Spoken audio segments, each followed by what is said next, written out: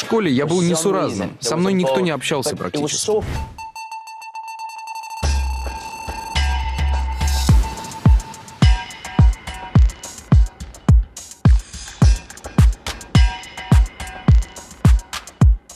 Энрике Иглесиас – известный певец, король латиноамериканской поп-музыки, автор песен, актер и продюсер.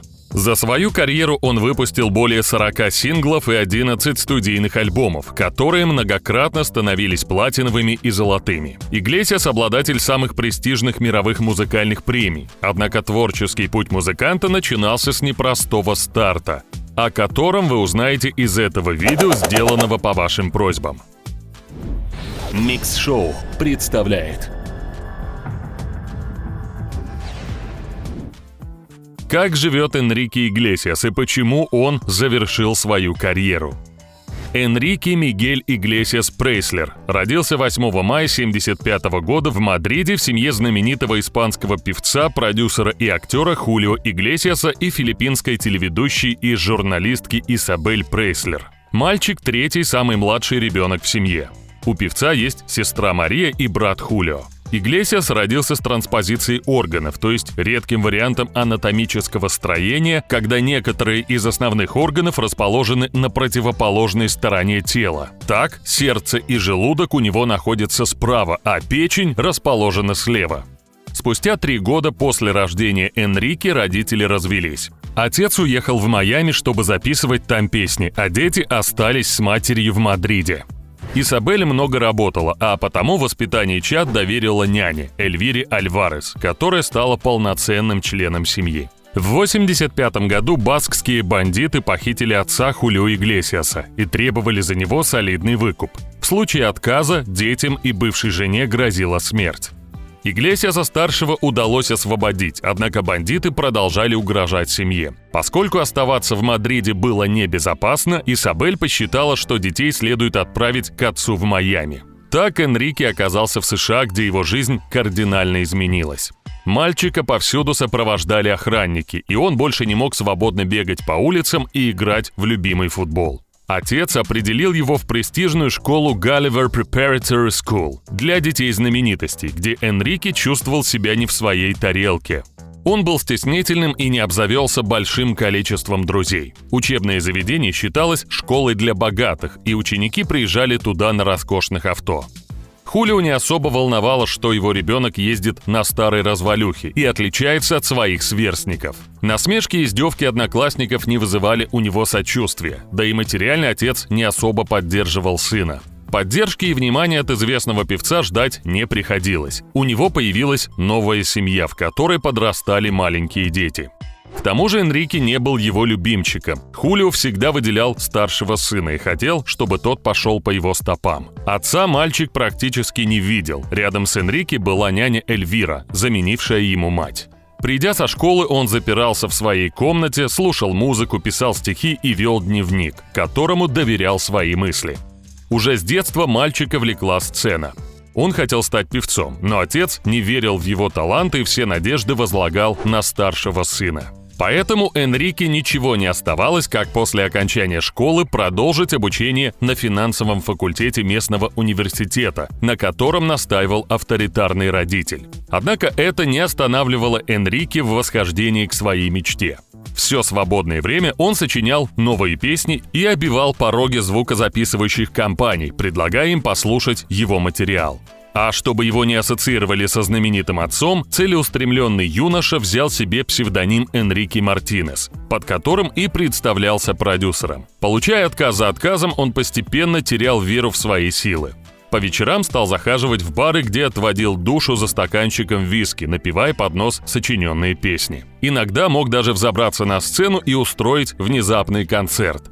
В один из таких моментов его заметил Гильермо Сантисо, продюсер, основатель испаноязычного лейбла Fonovisa Records, и пригласил к себе на студию. Энрике без раздумий ухватился за эту возможность. Бросив ненавистный университет и заключив контракт с лейблом, в 1994 году он уехал в Канаду, где приступил к работе над дебютным альбомом.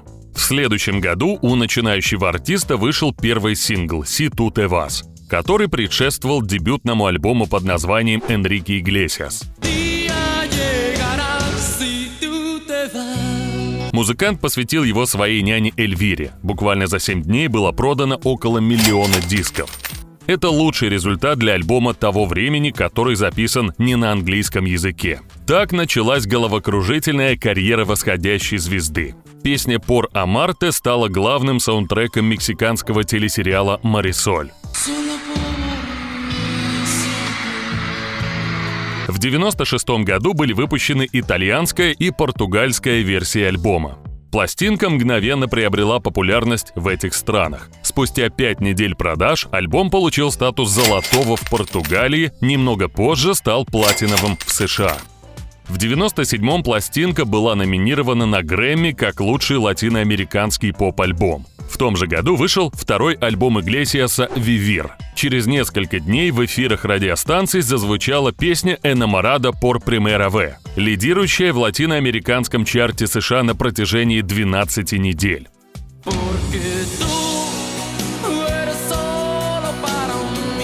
Также альбом содержал кавер-версию песни английской группы Yazoo «Only You», которая была переведена на испанский язык как «Solo NT» и появилась в ротации радиостанций. Артист отобрал лучших музыкантов, работавших с Элтоном Джоном, Билли Джоэлом и Брюсом Спрингстином, и отправился в турне, в ходе которого отыграл 78 концертов в 16 странах. В конце года Энрике номинировали на премию American Music Awards, на которую одновременно претендовал и его отец.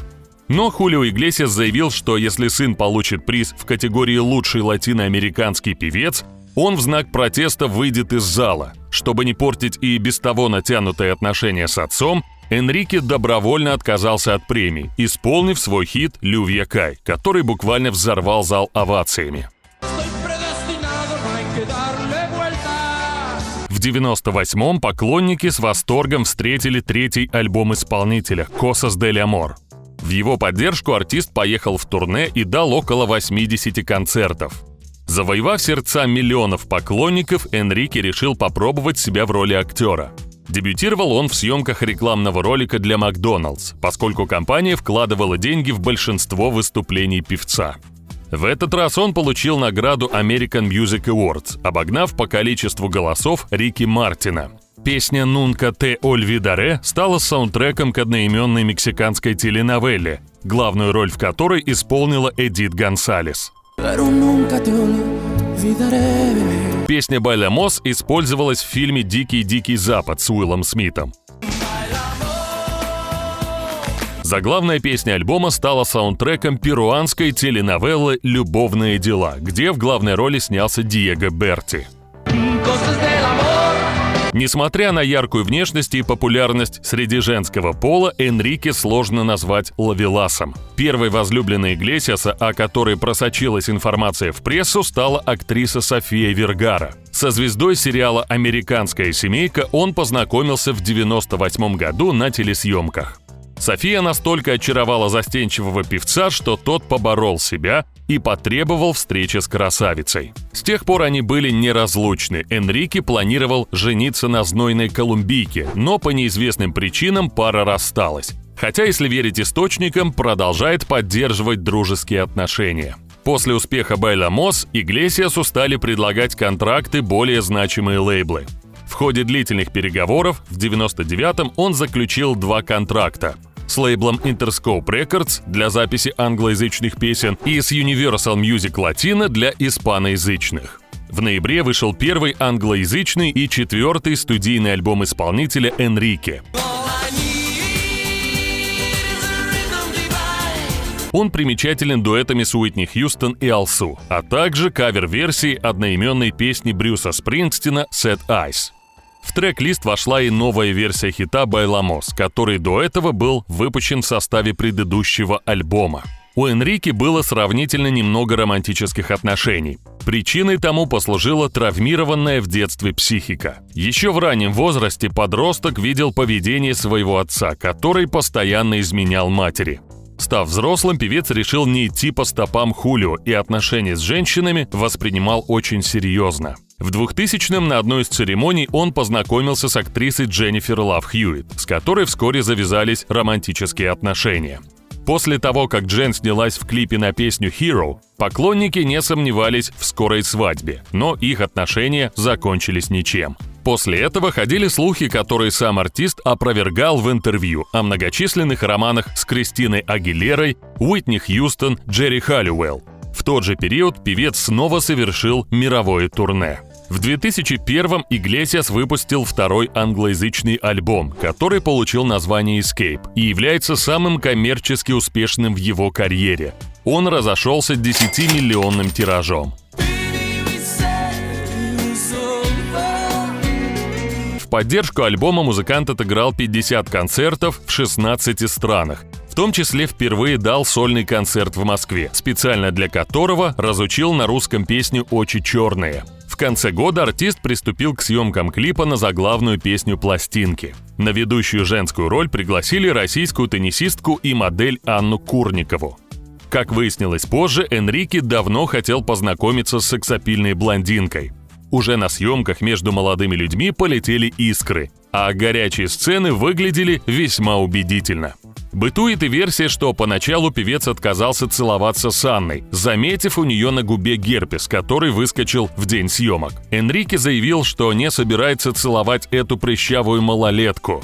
Доснять нужные кадры помог толстый слой грима.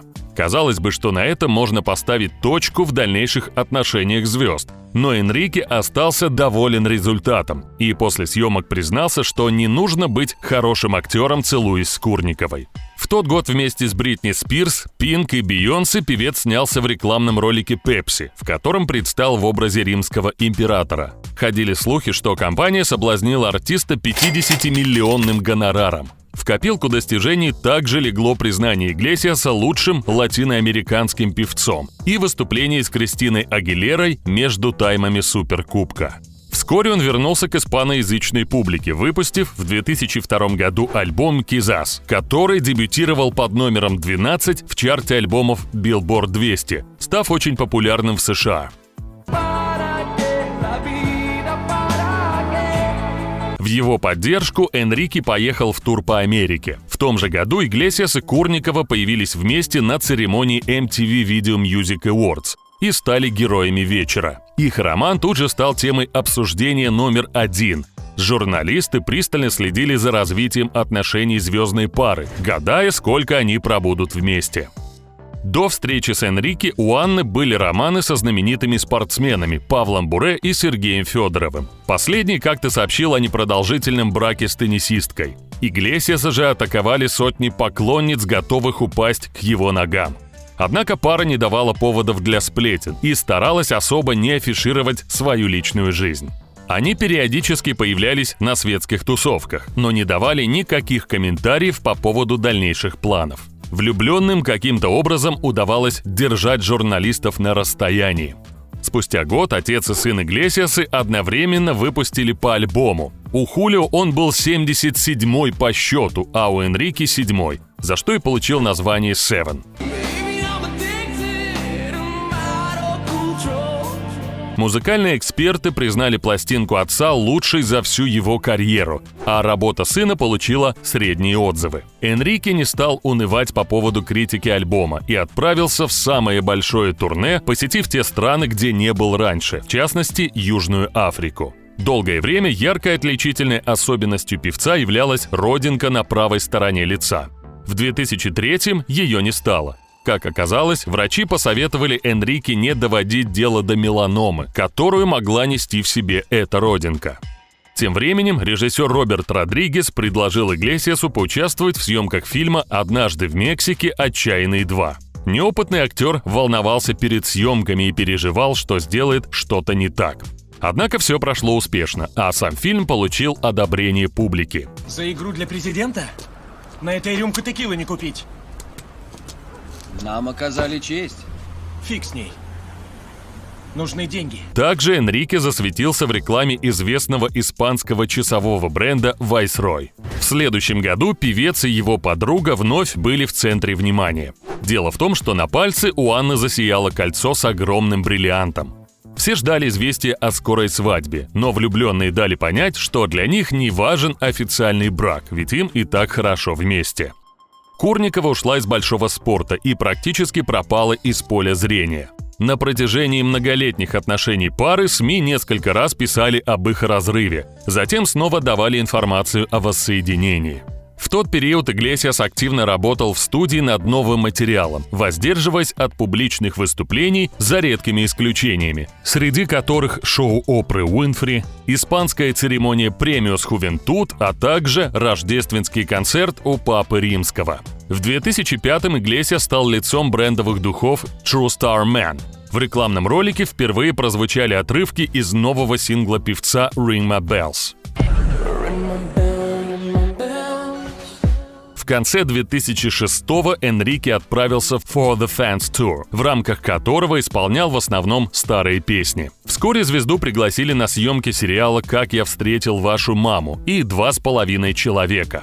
В первом сериале Энрике – аргентинский музыкант, во втором ему досталась роль сантехника Фернандо. По словам Иглесиаса, он с удовольствием снялся бы еще в нескольких фильмах или сериалах, но нехватка времени не позволяет полноценно развивать актерские навыки. После плодотворной работы над звукозаписью, летом 2007-го певец порадовал поклонников альбомом «Insomniac». Он получил такое название из-за того, что записывался в основном ночью. Но также известно, что Энрике давно страдает бессонницей. Диск имел огромный успех, а трек «Can You Hear Me» стал официальным гимном Евро-2008. В ходе мирового турне Insomniac артист выступил на всех крупных европейских аренах, посетив в том числе и Киев. Второй этап тура прошел по странам Латинской Америки. Весной 2008-го Энрике выпустил альбом-сборник 9508 Éxitos из 12 испаноязычных синглов и 2 новых композиций, которые также стали успешными – «Lloro por ti» и «Donde está el corazón».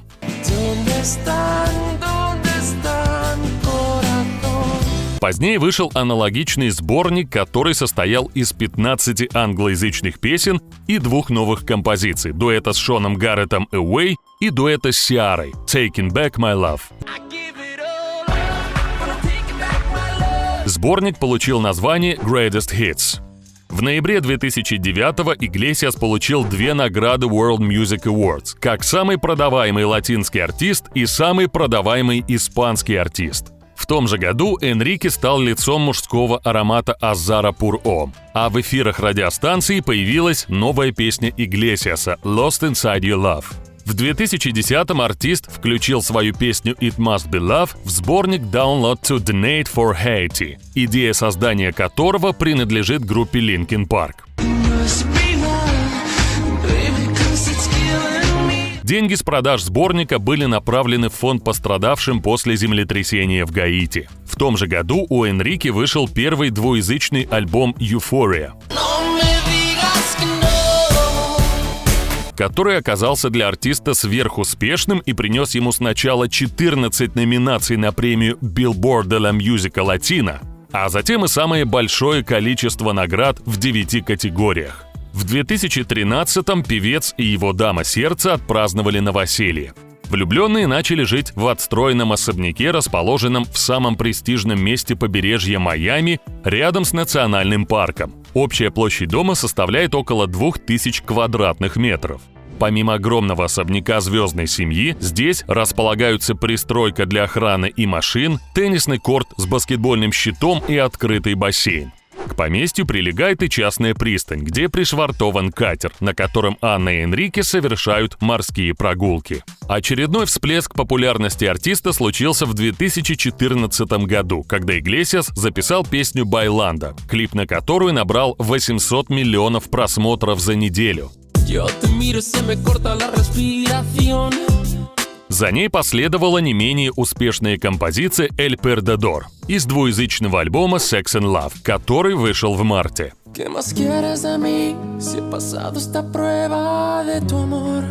В поддержку нового диска певец отправился в 3-летний гастрольный тур, выступив в Швеции, Германии, Испании, Финляндии, России, Арабских Эмиратах и ряде других стран. В декабре 17-го СМИ запестрили сенсационной новостью о том, что Иглесиас и Курникова стали родителями близнецов, которых назвали Николас и Люси. Поскольку за все 9 месяцев никто не видел Анну беременной, многие усомнились, что она сама выносила и родила малышей. Вскоре девушка выложила в Инстаграм фото, где она позирует с округлившимся животом, чем заставила хейтеров замолчать. В феврале артист презентовал новую песню «Súbeme la radio» и видео к ней, которое снимали на Кубе.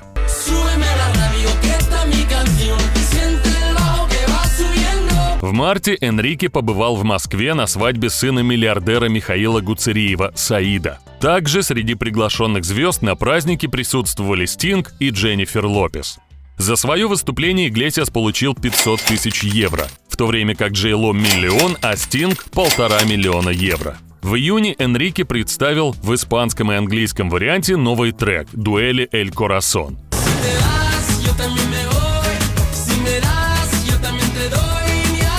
И отправился в совместный с Питбулем тур, в рамках которого посетил более 20 американских городов в разных штатах. В том же году артист сыграл самого себя в рекламе Lay's Tex. В 2018-м состоялась премьера сингла «Эль Баньо», записанного с пуэрториканским рэпером Бэдом Банни. Композиция вышла сразу с клипом, одним из режиссеров которого выступил сам Иглесиас.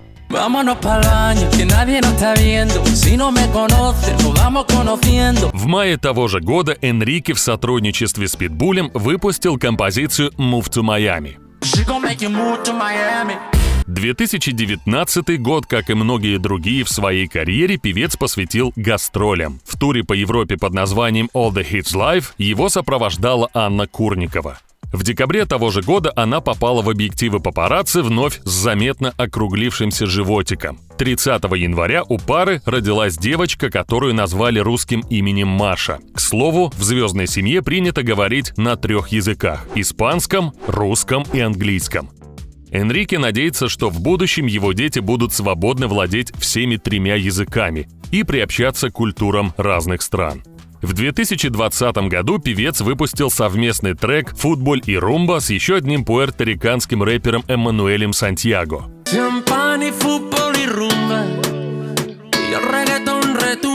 Сейчас звезда все чаще делится с поклонниками фото в своем Инстаграм, что, безусловно, их радует, в отличие от недавней новости о завершении карьеры кумира. Дело в том, что в начале сентября испанский мачо, блиставший на сцене более 25 лет, заявил, что останется на музыкальном Олимпе лишь в качестве автора песен для других исполнителей, а свободное время будет уделять семье. Многие фанаты написали, что эта новость крайне их расстроила и стали просить звезду повременить, взвесив все еще раз. Чтобы хоть как-то утешить свою публику, Энрике Иглесиас выпустил новый альбом с говорящим названием «Final. Первый выпуск». При этом артист сообщил, что пластинка будет состоять из 2 частей, а вот вторая как раз станет финальным аккордом его сольной карьеры. В альбом вошли 11 треков, в том числе дуэты с Бэд Банни, Питбулем, Ники Джемом и другими. В день релиза состоялась и премьера клипа на песню «Пендехо». 25 сентября Иглесиас отправился в совместный тур по США и Канаде с Рики Мартином и Себастьяном Ятрой. А в феврале 22 года Энрике приедет в Россию и выступит в Москве и Сочи. Иглесиас – заядлый игрок в гольф. Также он обожает теннис и водные лыжи.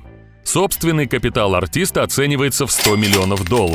В настоящее время Курникова и Иглесиас с 3 детьми живут в Майами, в том особняке, куда заселились еще в 2013 году. Сейчас, по данным риэлторов, он стоит около 26 миллионов. В 2018-м стало известно, что экс-теннисистка и певец выставили на продажу особняк, который изначально планировали подарить бабушке и дедушке Курниковой, оценив его стоимость без малого в $5 миллионов. Супруги приобрели строящийся дом в закрытом поселке Бэй-Пойнт в 2015 году за $1,8 миллиона. Когда проект был завершен, пара решила, что особняк слишком большой и выставила его на продажу. Однако это не единственная недвижимость, которую можно было купить у знаменитости. Так Энрике продавал за $8,9 миллиона свой первый особняк, которым он обзавелся в Майами. На территории есть бассейн, а также собственная пристань для яхт. Артист также продавал особняк на островах Сансет, который носит название «Жасмин» за $14 миллионов. Вилла построена в 1937 году, отреставрирована Иглесиасом в 2003. В ней 7 спален и столько же ванных комнат. А еще терраса с бассейном. Пристань тут тоже имеется. Архитектурные детали дома включают арочные окна в марокканском стиле. Какие из продававшихся особняков звездной пары были проданы и за сколько, точно неизвестно. Помимо внушительного и дорогого жилья, Иглесиас владеет самолетом Gulfstream 4 стоимостью $3,6 миллиона. Энрике любит дорогие авто и является заядлым коллекционером. В его гараже есть BMW X5, Chrysler 300C, Chevrolet Suburban, Jeep Wrangler, Mercedes-Benz Viana. Ранее он владел Lamborghini Huracan, Porsche 911 и многими другими роскошными автомобилями. Как вы думаете, увидим ли мы еще возвращение Иглесиаса на сцену? Если вам понравилось видео, ставьте лайк, а также подписывайтесь на канал, чтобы не пропустить много интересного.